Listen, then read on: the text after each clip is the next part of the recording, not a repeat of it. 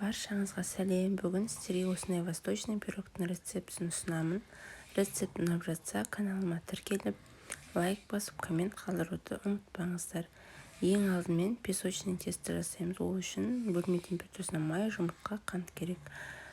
Май мен қантымызды араластырып, үстіне жұмыртқа салып, үшеуін жақсылап араластырамыз. 1 келі масса шыққанша. Заттардың толық мөлшері описанияда қалдырдым. Қыздар, кіріп қараңыздар. Енді үстіне ұн мен қобызғышты салып, қолымыздың көмегімен жақсылап қамыр илеп шығамыз. Қамырымыз осы видеодағыдай қолға жабыспайтындай болып иленіп шығу қажет. Келесі кезекте формамызға қамырымызды осылай қолымыздың көмегімен ақырындап осылай жайып шығамыз.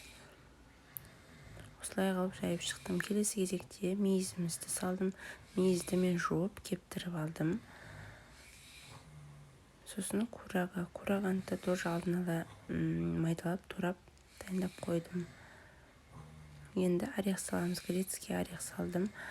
Орехті қатты майдаламадым, мен орташа ғана майдалаймыз.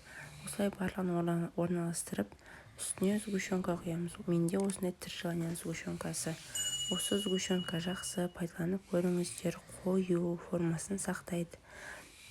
Осылай құйып алдық. Енді 180 градуста 30-35 минут пісіреміз. Осылай пісіп шықты пирогымыз. Бөлме температурасына 2 сағат суытып, сосын тоңазытқышта тоже 2 сағат суытып аламыз.